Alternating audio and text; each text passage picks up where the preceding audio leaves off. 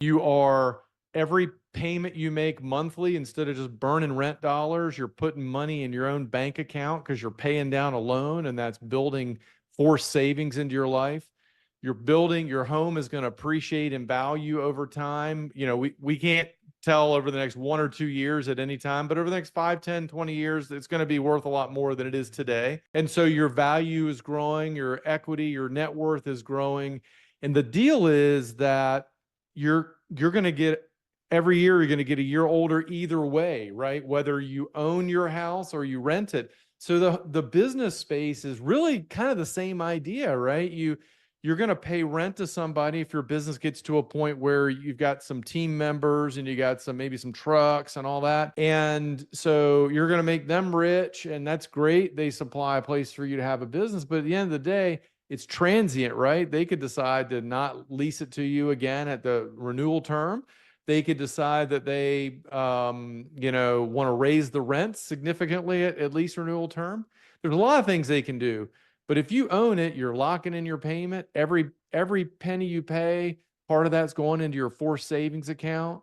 So 15, 20, 25 years downstream, when you maybe do want to retire, you've got this asset that's worth, I don't know, $1 million, $2 million, $3 million, $5 million that you can now leverage, or you can rent it out.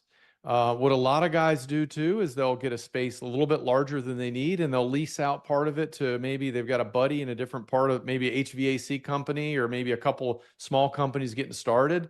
Let them help pay the mortgage. And so same way a lot of people will buy a duplex for their first home. They'll live in one side and they'll rent the other side out. You could do the same thing in your commercial space and let somebody pay the freight on that. They're building your wealth.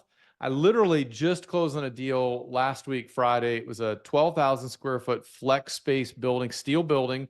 A friend of mine, client, his name is Adam. He owns a renovation company, so high-end renovations. He's been doing it for, I don't know, about 10 years or so. And he was tired of renting.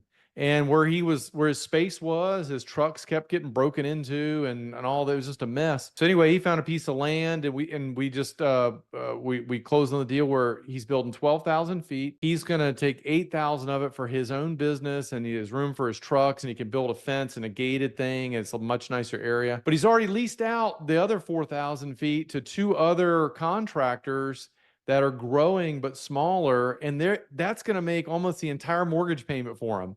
So these guys are paying the freight on this beautiful new building that is going to be worth so much more, 5 and 10 years from now, and he's not even paying the freight. And oh, by the way, if he continues to grow like he has the option then to maybe not renew one of their leases when he needs that extra space and wants to expand his business, versus being on the other end of that conversation saying, "Hey, Ron, appreciate you being here, but dude, I need the space. So good luck on finding something." So there's a lot of reasons, man, why you should do it, and there's a lot of opportunity cost, and you're losing a lot by not doing it in many cases. Yeah, I know. It was something we chased for a long time, because one of the things is like buildings just aren't right. And if you don't own it and you're changing stuff around, you could get that could become a problem with whoever you're leasing it from, or you're making investments in somebody else's property to make it function how you want. You're never going to get that money back. And I believe like what the guy you're just talking about there is like, you can't build something too big pretty much, because you can rent it out. And if you're going to continue to grow, you got to be looking down the road when you start to move in to your own properties. I think a lot of guys don't do that enough, especially with acreage. Like the building doesn't necessarily have to be as big as you're going to need to be, but you're going to need to have the room to expand.